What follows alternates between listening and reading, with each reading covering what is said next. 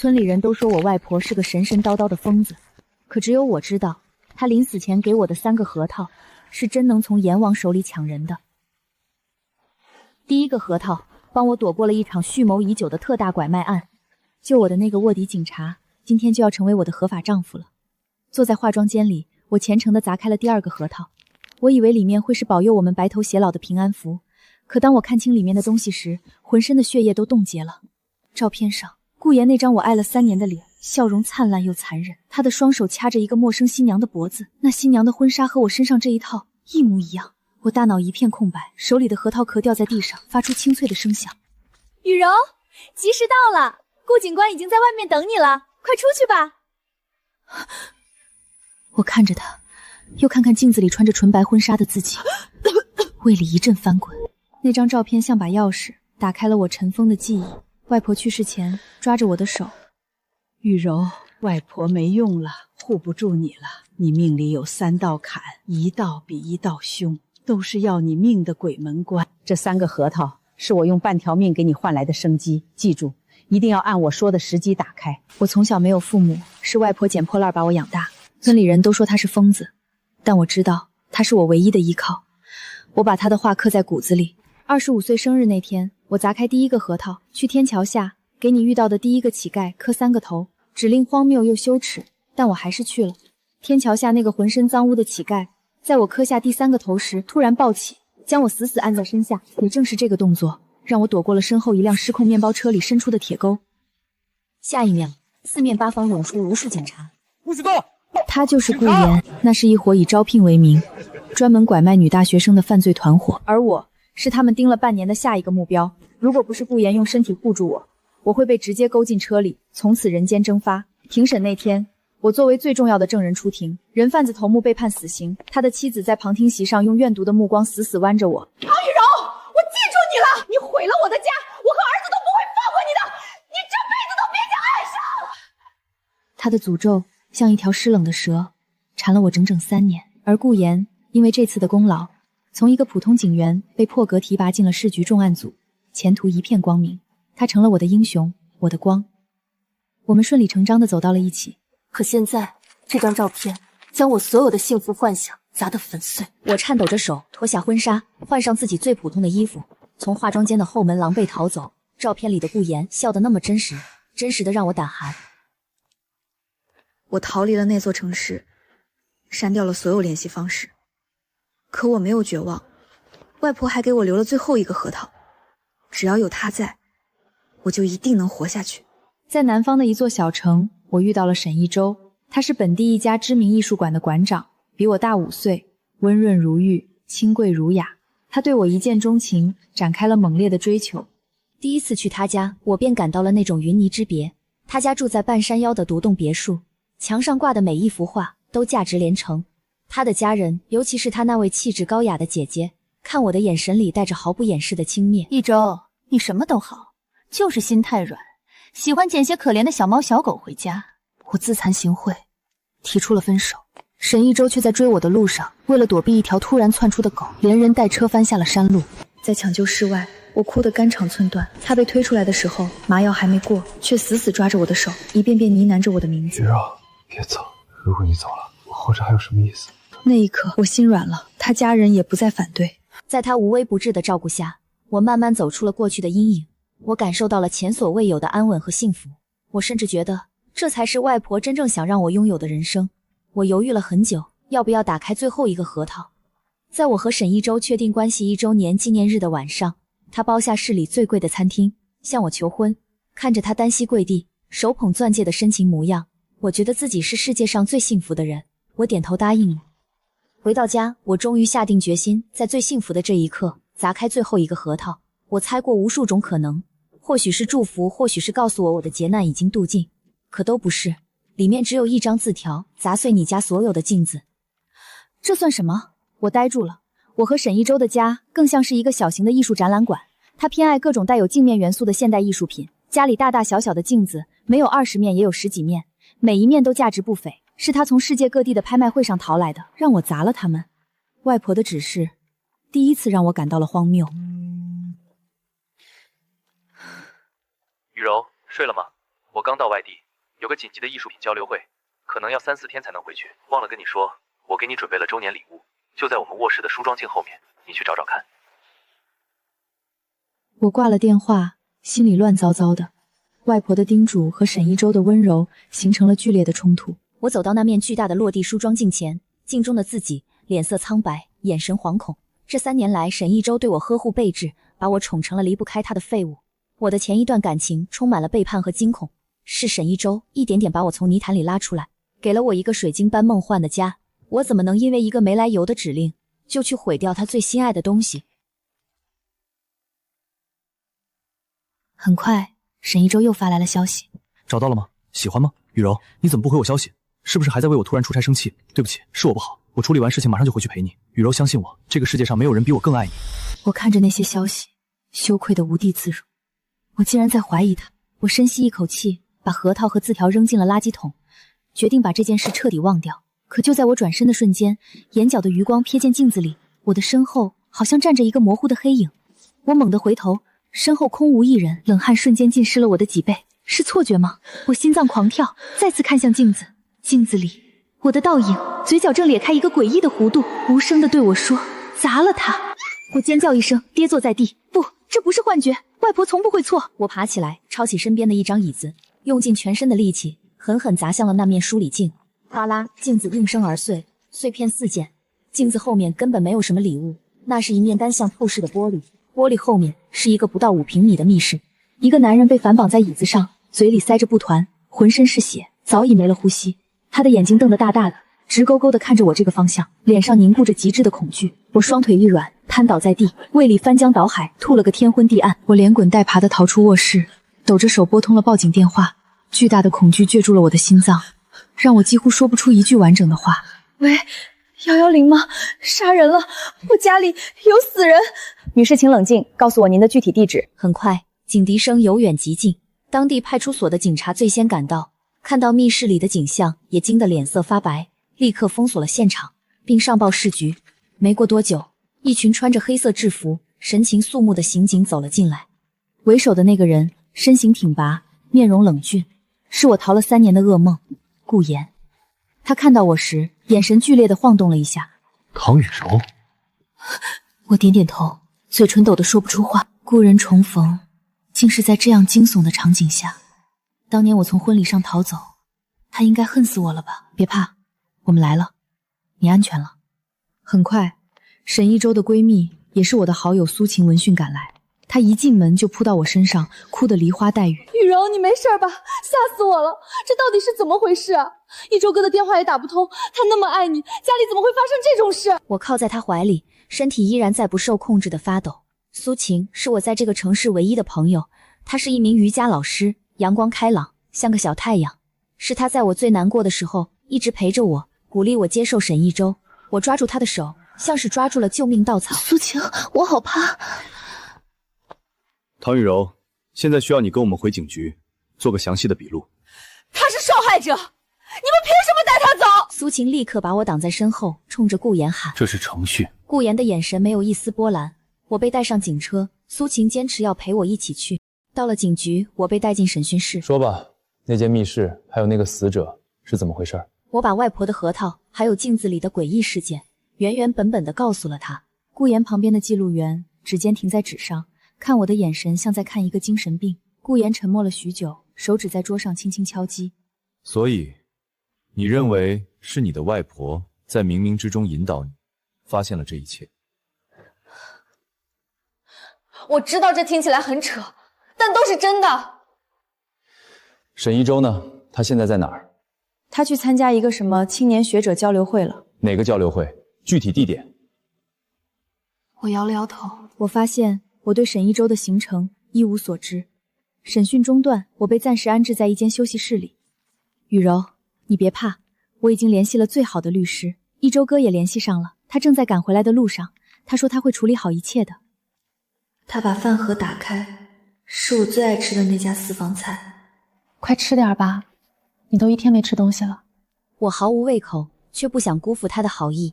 我拿起筷子正要夹菜，顾言的手机突然震动了一下，他低头看了一眼，脸色瞬间沉了下来。他抬起头，目光如电，直直地射向苏晴。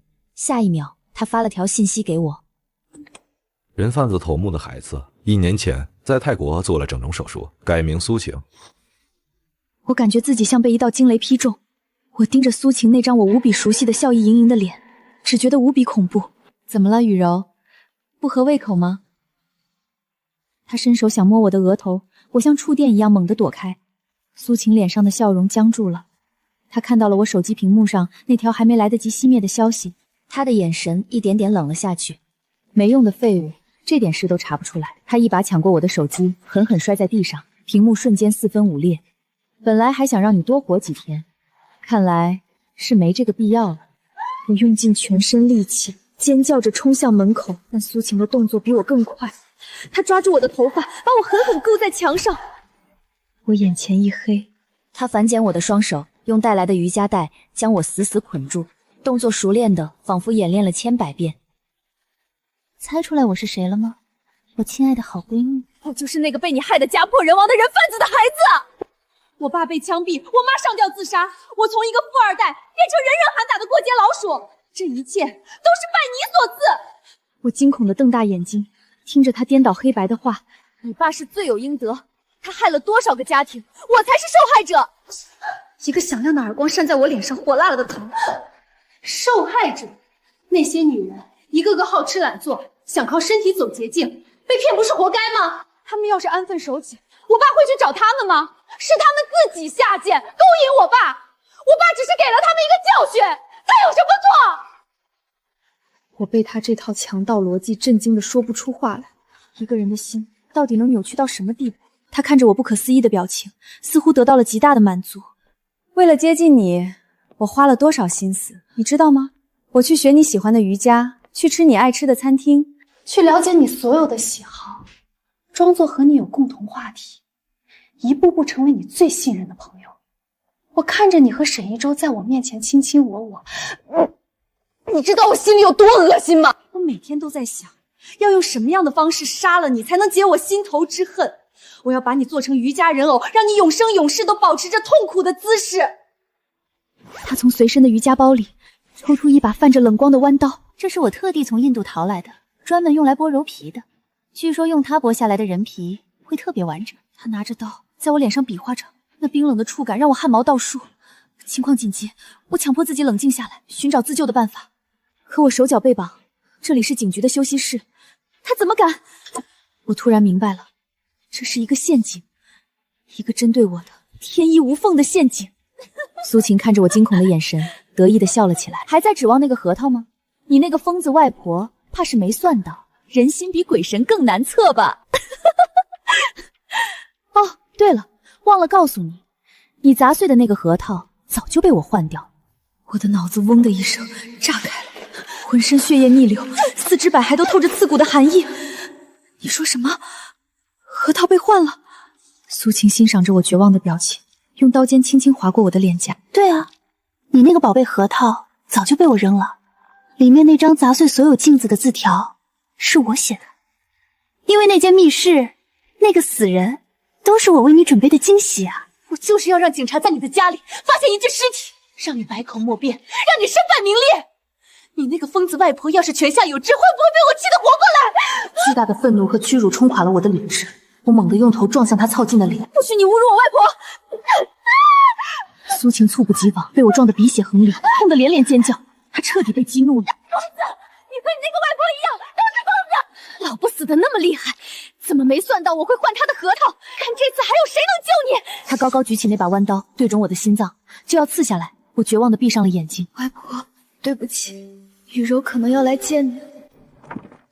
我以为我会死，可就在这时，休息室门被人一脚踹开，10几个荷枪实弹的特警冲了进来，黑洞洞的枪口对准了苏晴，为首的正是顾言。苏晴愣住了，随即反应过来，一把将我拽起来，用弯刀抵住我的脖子。都退后，不然我立刻杀了他！顾言脸色紧绷，示意手下退后几步，语气却依旧强硬。苏晴，你已经被包围了，不要再做无谓的抵抗。苏晴疯狂地大笑起来，脸上沾着血，看起来像个厉鬼。我落到今天这个地步，都是你们逼的！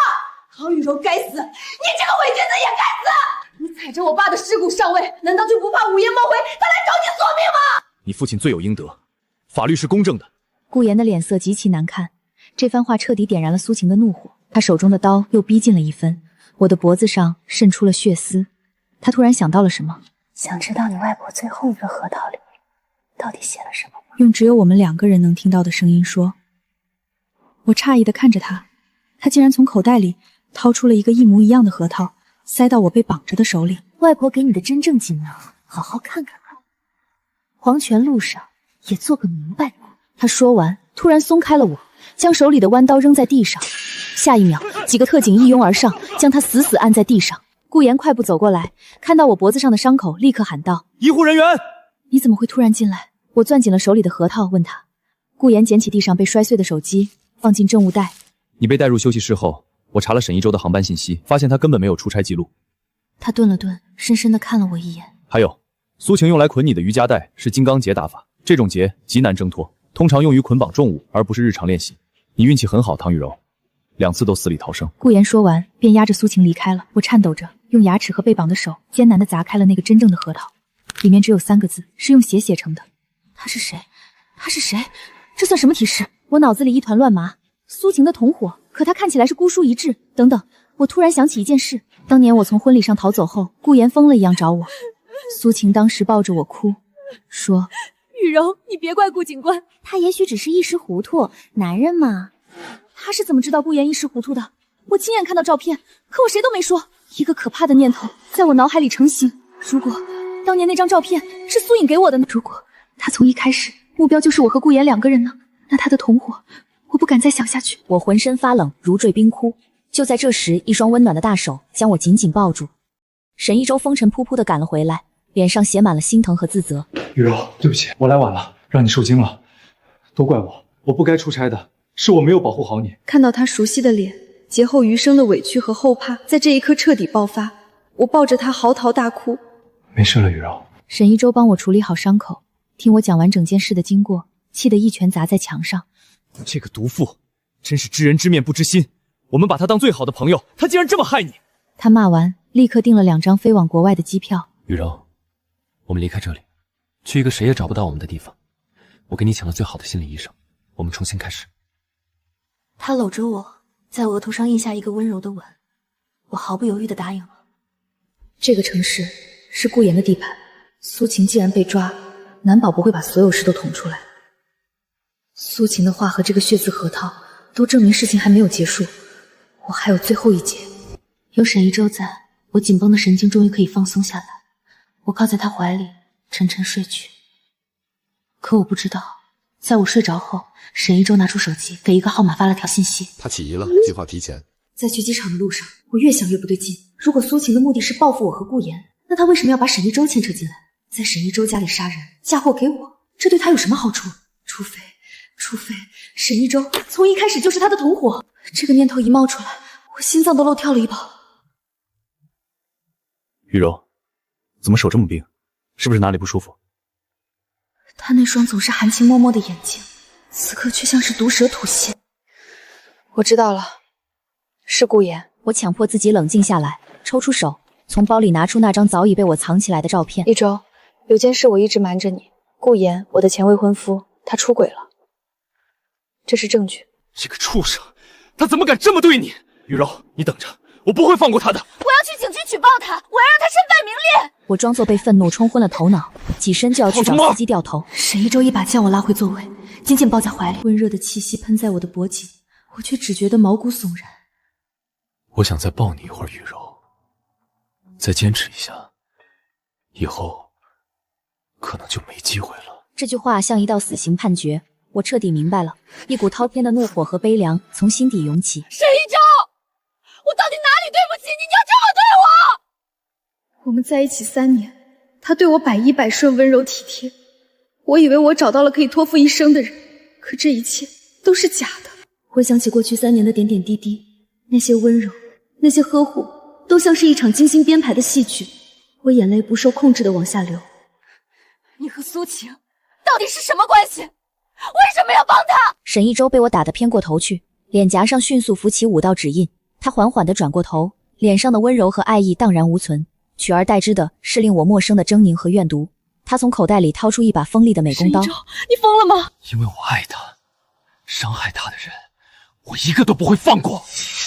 看着他那副理所当然的样子，我有一瞬间的恍惚，脑子里那些所有不合理的细节，在这一刻全部串联了起来。难怪苏晴能神不知鬼不觉地换掉我的核桃，原来是由我的枕边人做内应。难怪他敢在警局对我动手，因为沈一舟早已为他安排好了一切。那个死在密室里的男人根本不是苏晴杀的，是沈一舟。他是想用一场更血腥、更无法辩驳的谋杀案把我彻底定死，而苏晴不过是他推出来吸引火力的棋子。我脑子嗡嗡作响，突然凄厉地笑出声。分明是他父亲伤天害理，我只是个幸存者。可在他和苏晴的眼里，我却成了罪大恶极的凶手。见我痛苦，沈一舟的脸上露出了报复的快感。这样的人渣，我竟然掏心掏肺的爱了3年。我擦干眼泪，冷冷地看着他。外婆说的没错，我命里有3劫，第1劫是人贩，第2劫是你那个变态女友，而第3劫就是你这个枕边毒蛇。现在3劫已过，你觉得你还能杀得了我吗？我的话似乎刺激到了沈一舟，他脸上的肌肉疯狂抽搐，举起美工刀就朝我的脸划过来。我闭上眼准备迎接疼痛，但预想中的疼痛没有传来。车门被人从外面猛地拉开，一道黑影闪电般冲了进来，一脚将沈一舟踹飞出去。不许动！看着那张熟悉的冷峻面孔，我悬着的心终于落了地。顾言迅速将沈一舟反手压在座椅上，铐上手铐。贱人，我要杀了你！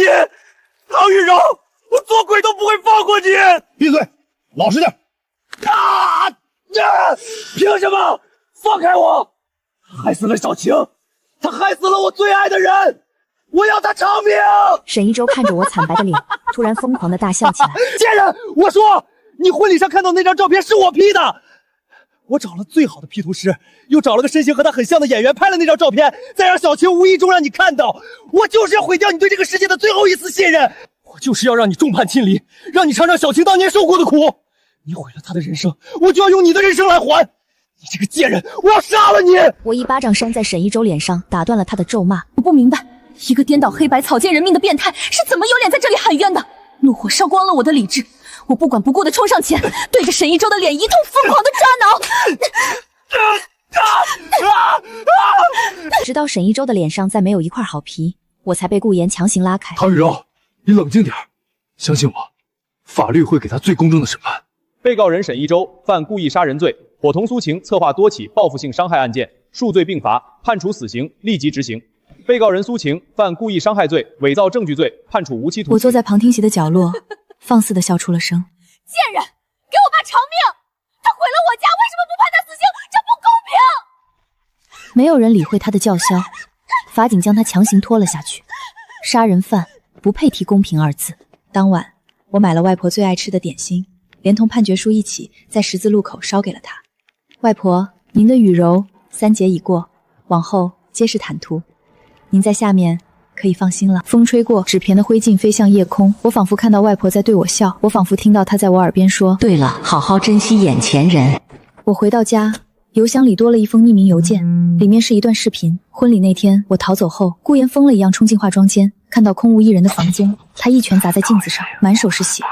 视频的发送人是顾言。唐雨柔，不管你在哪里，不管发生了什么，等我一定会找到你。窗外清晨的阳光正好，我拿起手机拨通了那个我烂熟于心的号码。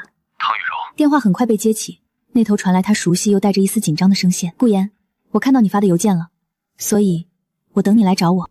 顾言是在半小时后出现在我租住的酒店楼下的，他甚至没来得及换下警服，肩膀上还带着清晨的露水和寒意。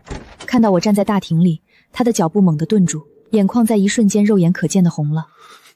3年的时光在他脸上刻下了风霜，他的下颌线更加凌厉，眼神也比当初更加深邃锐利。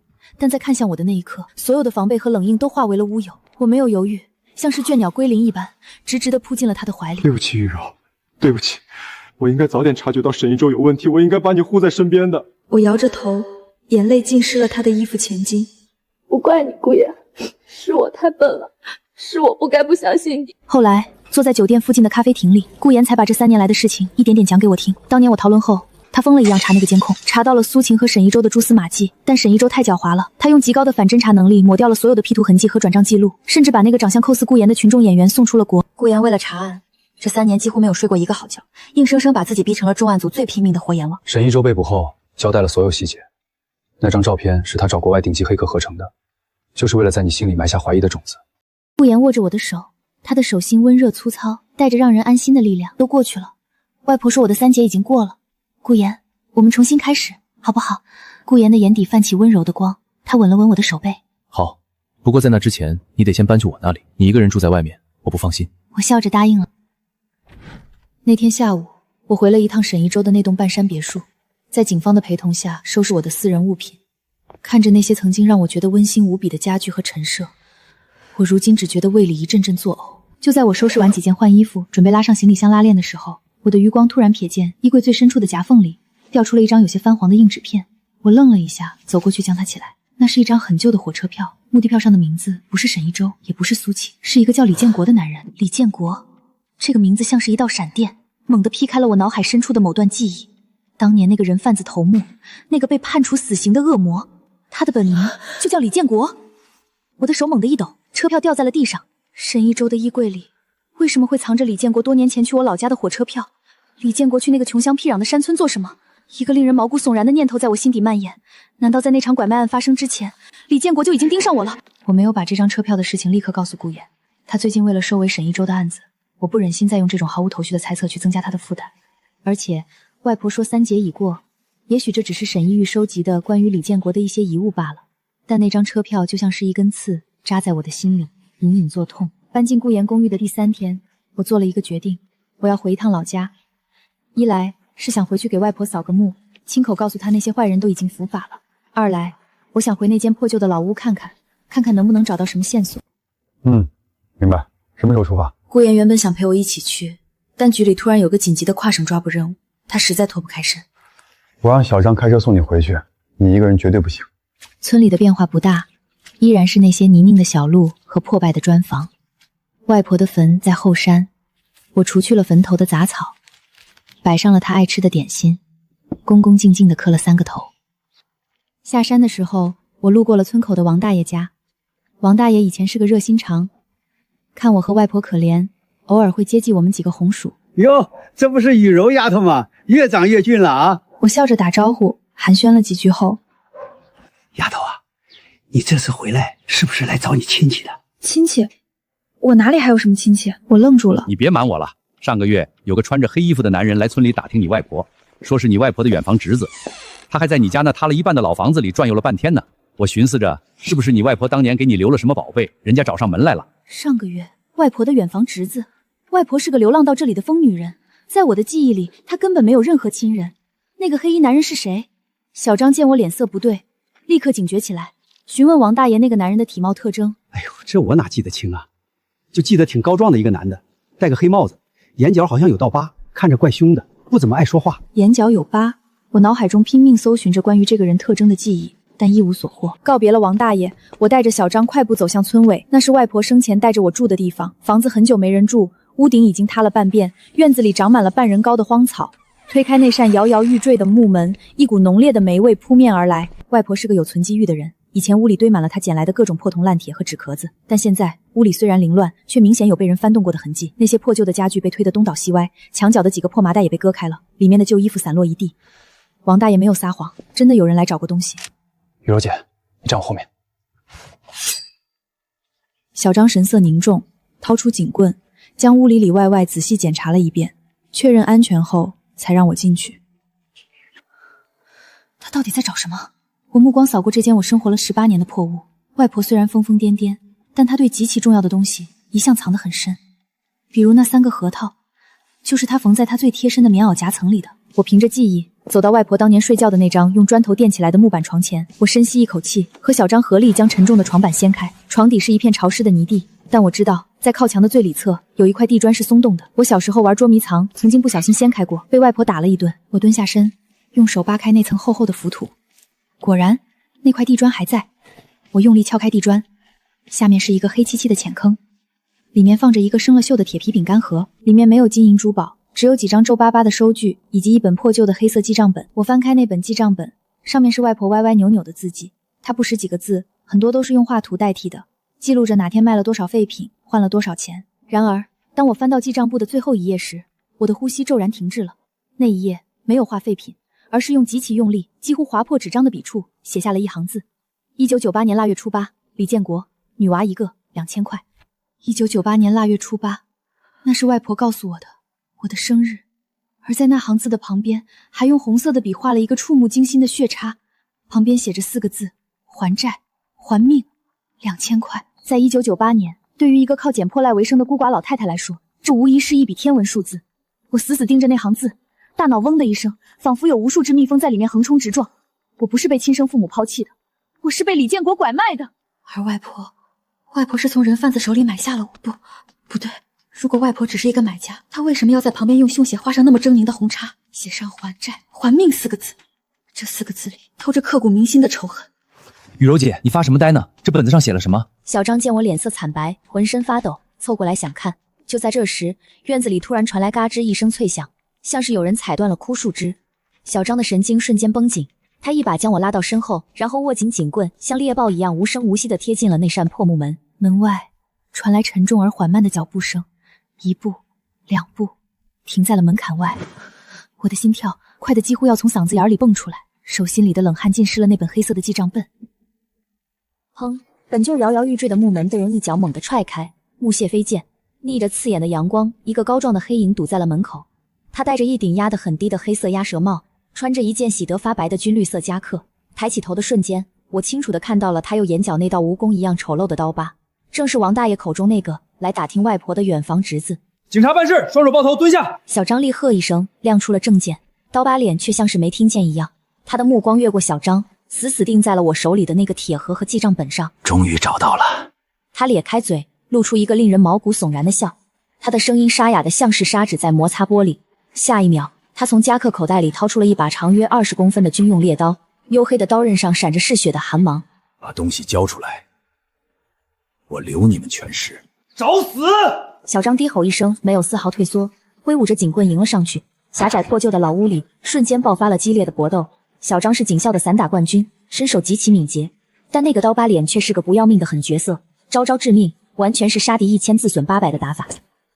小张一棍子狠狠砸在刀疤脸的肩膀上，刀疤脸却只是闷哼一声，反手一刀划破了小张的手臂。我惊恐地贴在墙角，死死护着怀里的记账本。我知道我不能坐以待毙，这个刀疤脸显然是冲着这本账本来的。如果小张倒下，我们2个都得死在这里。我强迫自己冷静下来，目光在混乱的屋子里疯狂扫视。外婆有什么东西是可以用的？突然，我的视线落在了墙角那个破旧的土灶台下。我记得小时候，外婆为了防山里的野猪和毒蛇，在灶台下面的暗格里藏过一罐自制的烈性石灰粉。我趁着刀疤脸背对着我，猛地扑向灶台，双手在满是灰尘的暗卡里拼命摸索，摸到了一个冰凉的玻璃罐。雨露姐，快跑！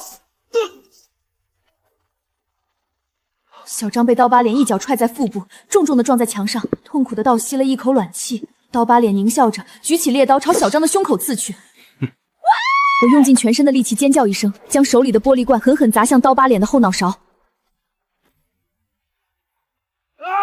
我的眼睛！刀疤脸惨叫起来，猎刀当啷落地，他痛苦地捂住眼睛，在地上疯狂打滚。生石灰遇到他眼睛里的水分，瞬间产生了剧烈的高温灼烧。小张强忍着剧痛，一个翻身扑上去，用手铐将刀疤脸死死反铐住。尘埃落定，我跌坐在满是灰尘的地上，大口大口地喘着粗气，浑身早已被冷汗湿透。你们以为抓了我就结束了吗？李建国算个屁！我死死攥着那本记账簿，指甲几乎要嵌进肉里，都得死！事情远比我想象的还要深不可惜。连夜赶回市局，顾言看到手臂缠着绷带的小张和脸色惨白的我，脸色阴沉的能滴出水来，但他什么都没说，只是紧紧抱了我一下，便立刻投入了对刀疤脸的突击审讯以及对那本记账本的破解中。凌晨3点，重案组的办公室里灯火通明，我捧着一杯热茶，坐在顾言的办公桌旁，看着他眉头紧锁地翻阅着那本被法政科小心翼翼处理过的账本。雨柔，你外婆绝对不是一个普通的拾荒老人。顾言抬起头，眼睛里布满了红血丝，神色前所未有的凝重。这本账本表面上是收废品的记录，实际上是一本用暗语写成的人口贩卖网络花名册和交易流水。你看这些画着圈的数字，对应的是地点坐标，那些奇怪的符号代表着买家和卖家的代号。李建国在这个网络里，真的就像那个刀疤脸说的，只是一条外围的狗，负责跑腿和执行。那外婆为什么会有这个？难道她也是？不，如果是同伙，她不会写下还债还命。我刚才让信息科对比了全国的味全案地库。他深吸了一口气，仿佛要说出一个惊天动地的秘密。30年前，邻省发生过一起特大拐卖儿童案，当时负责卧底侦查的女警，在即将收网时身份暴露，她的丈夫被报复杀害，她2岁的女儿下落不明，她本人也重伤失踪。那个女警的名字叫唐英。唐英，唐雨柔，外婆就是那个失踪的女警。她装疯卖傻，在这个偏远的山村里潜伏了整整30年，就是为了收集这个庞大犯罪集团的证据。那我是谁？我是她当年那个失踪的女儿吗？不对，时间对不上，我今年才25岁。不仅如此，根据这上面的暗语破解，当年李建国把你拐来，并不是为了迈进大山里，而是上面有人下了死命令，要把你处理掉。是你外婆用这本账本作为威胁，硬生生从李建国手里把你换了下来。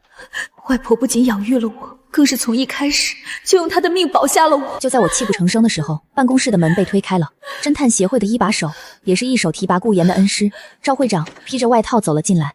顾岩啊，这么晚了还在查案，听说你们带回来一个重要嫌疑人和一份旧物证。李建国的案子不是已经结了吗？怎么又折腾起来了？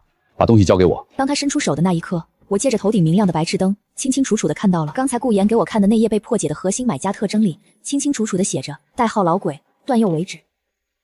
顾岩的反应快得不可思议，他只是极其自然地用手背压住了那本真正的记账本，然后用另一只手从桌面上堆积如山的案卷里抽出了另一本同样是黑皮的旧笔记本。会长，您怎么亲自过来了？就是些陈年旧账。赵局长接过那个笔记本，随手翻了2页，那双浑浊却精明的眼睛在顾岩脸上转了一圈，最后落回在了我身上。那一刻，我感觉自己像被一条冰冷的毒蛇盯上了。我拼命掐着自己的掌心，强迫自己不露出任何破绽，僵硬地扯出一个惊魂未尽的表情。这女娃也是受了惊吓，案子查清楚固然重要，但也要注意身体。行了，这本东西我先拿走看看，你们也早点回去休息。是，会长慢走。直到办公室的门重新关上，赵会长的脚步声消失在走廊尽头，顾岩才猛地脱力般靠在办公桌上。走，马上走。他一把将真正的记账簿塞进内衣口袋，抓起车钥匙，拉着我就往外冲。顾岩，我牙齿打着跛，连一句完整的话都说不出来。别说话，什么都别问，低头跟着我。凌晨的警局依然有值班的警员，顾岩冷着脸，用最快的速度带我穿过大厅。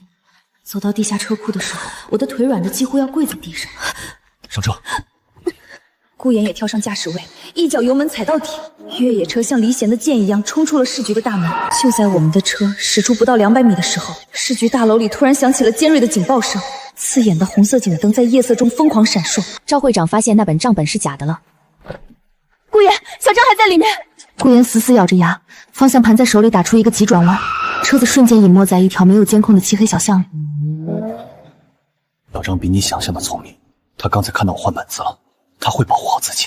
顾岩的声音沙哑的可怕，眼底燃烧着令人胆寒的怒火。夜雨倾盆而下，像是一张密不透风的黑网，笼罩了整座城市。顾岩带着我来到了一处极其隐蔽的安全屋，那是他为了追查沈一川和苏晴时用假身份租下的地下室，连市局的系统里都没有记录。屋里很冷，顾岩给我倒了一杯热水，然后将那本记账簿摊在桌上，借着昏暗的台灯继续破解最后几页的内容。我捧着热水杯，回想起外婆留给我的第3个核桃，那张用血写着他是谁的字条，曾经让我毛骨悚然。可现在我终于明白了，外婆说的前3节，人贩子李建国、苏晴、沈一舟，这些都是明面上的灾难，而那张藏在最后用血写成的字条根本不是第3节的提示。外婆是想告诉我，去查清楚那个一直在背后操纵一切的老鬼到底是谁。顾岩，我到底是谁？为什么要在20几年前非要杀我一个婴儿？顾岩的指尖在纸上飞速划过，终于他停了下来，抬起头看着我，眼神里充满了痛惜。他指着账本旁边那些看似废品收购价格的数字。雨柔，我破译出来了，那不是价格，那是警号。他指着账本旁边那些看似废品收购价格的数字。当年除了你外婆唐英，还有另一名警察也在暗中追查老鬼，并且拿到了最核心的犯罪证据。在准备越级上报的前一天，遭遇车祸，夫妻双双殉命。我的心跳骤然停止。所以我根本不姓唐，我姓林。我颤抖着指着自己。顾岩沉重地点了点头。你是烈士的骨血，赵会长当年想要斩草除根，把你交给李建国处理，是你外婆唐英拼了命把你保下来，带你躲进了那个谁也找不到的穷山沟里。真相残忍而伟大，外婆装疯卖傻，受尽了村里人的白眼，吃尽了苦头，不仅仅是为了躲避追杀，更是为了护住战友留在这个世界上唯一的血脉。那证据呢？我父母拿命换来的证据呢？顾言将铁盒底部的几张陈旧的收据推到我面前。这就是证据的藏身之处。这不是收废品的单子，这是瑞士银行不记名保险柜的存根。顾言的备用手机突然震动起来，他看了一眼屏幕，脸色瞬间沉到了谷底。他点开了一条新闻推送，将手机递给我。屏幕上赫然是侦探协会发布的最高级别通缉令：顾言涉嫌杀害重要嫌疑人并潜逃，现全城通缉，极度危险，可能携带武器。而在通缉令的下方，还有一段模糊的监控视频。视频里，那个右眼角有刀疤的男人惨死在审讯室里，胸口插着一把匕首，而画面中闪过的一个逃离背影，穿着和顾言一样的风衣。他杀人灭口，还栽赃给你。他想弄死一个嫌疑人，再推到我头上太容易了。顾言冷笑一声，迅速将手机关机，拔出电话卡折成2段扔进垃圾桶。他现在肯定已经封锁了全市的交通要道，机场、高铁、高速收费站全都是他的人。这已经不是一场简单的猫鼠游戏，而是一场你死我活的战争。顾言，瑞士银行的保险柜需要密码或者钥匙吗？需要，存头上只有保险柜的编号。如果你父母把证据存在那里，钥匙一定藏在一个最安全，而且赵会长永远也想不到的地方。顾言的眉头紧紧锁在一起。最安全的地方。我闭上眼睛，脑海中疯狂回放着从小到大和外婆在一起的每一个画面：破屋、废品站、山神庙。突然，我的脑海中闪过一道电光，核桃！我一把抓住顾言的胳膊，是核桃。外婆给了我3个核桃，第一个是让我去找乞丐，第2个是顾言你的照片，第3个是字条。可是那3个核桃不是都已经砸碎了吗？不对，第1个核桃砸开里面是字条，第2个被苏晴换了也是字条，第3个也是字条。但是外婆临终前塞给我的3个核桃分量不一样。我呼吸急促，大脑飞速运转。我清楚地记得，当年捧着那3个核桃时，有一个比另外2个都要沉得多。当时我只以为是核桃果肉饱满，并没有多想。后来一系列的变故让我疲于奔命，完全忽略了这个细节。那个最沉的核桃一定是被苏晴换掉的第2个核桃。真正的第2个核桃里装的根本不是什么暗示出轨的照片，而是打开瑞士银行保险柜的金属钥匙。苏晴那张充满嫉妒和炫耀的脸再次浮现在我眼前。她曾得意洋洋地向我展示那个假核桃，嘲笑外婆的无能。顾言，苏晴是个心理极度扭曲的人，像她这种反社会人格绝对不会把战利品随手扔掉，她一定把它藏在某个极具象征意义的地方。顾言的眼睛猛地亮了起来。你说的对，沈一舟已经死了，苏晴被判了无期，现在关在省女子监狱。如果核桃还在，除了他，没人知道在哪儿。我们得去见他。可是你现在是全市通缉的头号杀人嫌疑犯，只要你一露面，他们立刻就会把你打成筛子。我死死拉住他，不让他冲动。我不会硬闯。他走到安全屋的角落，从一个暗格里翻出了一套普通的黑色夹克和一顶鸭舌帽，快速换上。3年前，省女子监狱发生过一次小规模的暴动，我带队去支援过，当时我替一个女狱警挡过一刀。这是我们唯一的机会。凌晨4点，雨下得更大了。顾言开着一辆套牌的破旧桑塔纳，载着我驶入了夜色中。我们避开了所有主干道和天网探头，沿着泥泞的省道一路向北。是我，顾言。只有10分钟，顾队长，你这是在拿我的前途和命在赌。在顾言爆出当年那个只有他们2人知道的暗号后，他沉默了片刻，最终答应了。在一间没有监控的临时探望室里，我时隔几个月再次见到了苏晴。她穿着灰色的囚服，头发被剪得很短，面容枯槁，瘦得几乎脱了相，哪里还有半点当初那个阳光明朗的瑜伽老师的影子。看到我和顾言并肩站在一起，苏晴先是一愣，随即喉咙里发出一阵嘶哑而疯狂的笑声。真是天大的奇闻！我阎王竟然成了通缉犯，还带着这个扫把星躲到牢房里来了，真是苍天有眼啊！他果然知道赵会长。你笑早了。顾言冷冷地看着他，眼神像是在看一具尸体。你以为你在替你父亲李建国报仇？你以为你母亲是承受不住压力上吊自杀的？你简直蠢得可怜。苏晴的笑声戛然而止，他猛地扑到铁栅栏前，双手死死抓着栏杆。什么意思？顾言，你少在这里挑拨离间！李建国在这个庞大的拐卖网络里，不过是个最底层的高级打手。李建国当年落网，根本不是因为行动有多隐秘，而是因为李建国的上线老鬼主动把李建国的行踪透露给了警方。顾言将那本真正的记账簿翻开，隔着栅栏举到苏晴面前。看看这些账，老鬼觉得李建国知道的太多，手脚又越来越不干净，所以杀了他。至于你母亲，我们在李建国当年被捕前一天的通话录音里查到了，老鬼派人去慰问了你母亲。法医如果重新尸检，你母亲脖子上的勒痕绝对是死后悬吊造成的。不可能，不可能！是我爸被你们抓了，是你们逼死我妈的！你在骗我！你在骗我！是老鬼怕你母亲知道什么账本的下落，杀人灭口。苏晴，你恨错了人，你报复错了人，你甚至差点帮着杀你父母的真凶，除掉了唯一能把老鬼送上断头桥的证据。苏晴瘫软在地上，眼神彻底空洞了。她一生的执念和仇恨，在这一刻被击得粉碎。10分钟到了，顾队长。苏晴，告诉我那个核桃在哪儿？这是你唯一能为你父母报仇的机会。苏晴呆滞地抬起头看着我，嘴角扯出一个比哭还难看的笑。唐雨柔，你为什么总是这么命大？她闭上眼睛，眼角滑落一滴浑浊的泪水。星耀大厦14楼，我以前的瑜伽馆，休息室里那个双面佛像的底座里。如果你们弄不死老鬼，我做鬼都不会放过你们！拿到地址后，我和顾言没有片刻停留，立刻驱车赶回市区。星耀大厦地处繁华商圈，但由于苏晴的案子性质恶劣，那间瑜伽馆作为案发相关地之一，一直被贴着封条，大门紧锁。此时已经是清晨6点，城市刚刚苏醒，大厦里的保安还在打瞌睡。顾言轻车熟路地撬开了消防通道的锁，带着我摸黑爬上了14楼。撕开封条，推开瑜伽馆大门的那一刻，一股陈旧的熏香和灰尘的味道扑面而来，一切都还保持着苏晴被捕那天的样子，墙上甚至还挂着我和她的合照。我强忍着胃里的翻滚，直奔休息室。在那张宽大的真皮沙发后，果然供奉着一尊半人高的双面佛像，一面慈悲，一面狰狞。佛像的底座下面露出了一个空腔，在厚厚的灰尘中，静静地躺着一个沉甸甸的核桃。我一把抓起那个核桃，手心都在发烫。这就是外婆留给我的真正的第2道保命符。我找来一把剪刀，用刀柄对准核桃的缝隙，用力一砸，核桃壳应声裂开，露出了里面真正的第2道保命符。没有纸条，没有照片，里面赫然躺着一把造型奇特、做工极其精密的黄铜钥匙。钥匙的柄端刻着一串复杂的数字和一朵标志性的雪绒花，瑞士银行的徽章。找到了！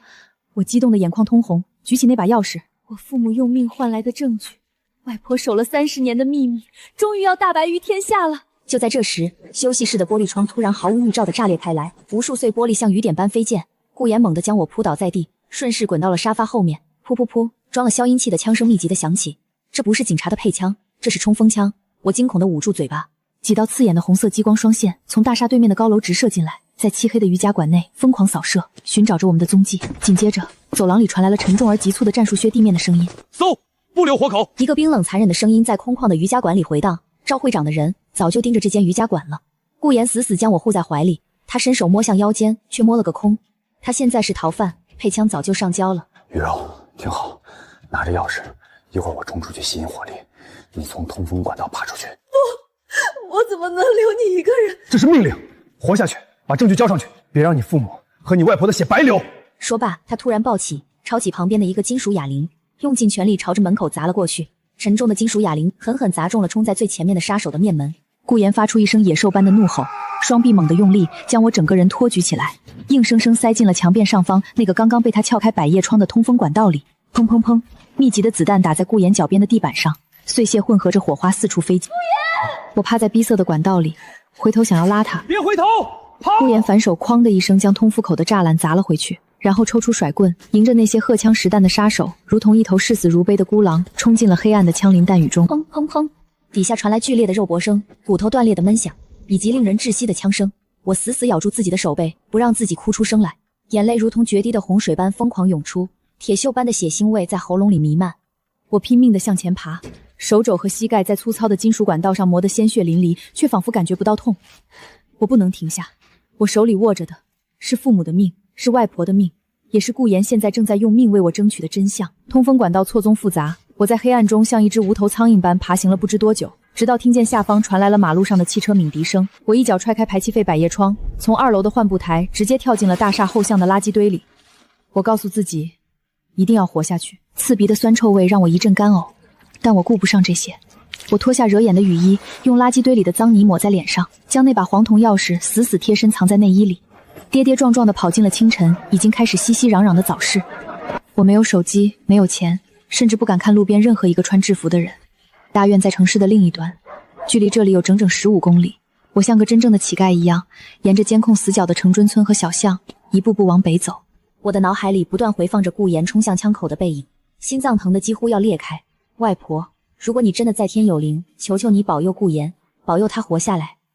走到下午时分，我的双腿已经麻木的失去了知觉，鞋底也被磨穿，脚底全是血泡。就在我终于看到那庄严肃穆的大门，一辆没有任何牌照的黑色越野车突然一个急刹横在了我面前。车门猛地推开，2个穿着黑色西装、神色阴厉的平头男人冲了下来。其中一个男人冷笑一声，伸手就来抓我的头发。他们竟然在这里布了暗哨。就在他指尖即将碰到我的那一刻，一口死死咬住了他的手腕。臭婊子！男人痛呼一声，扬起拳头就要砸向我的太阳穴，一声威严的暴喝如平地惊雷般炸响。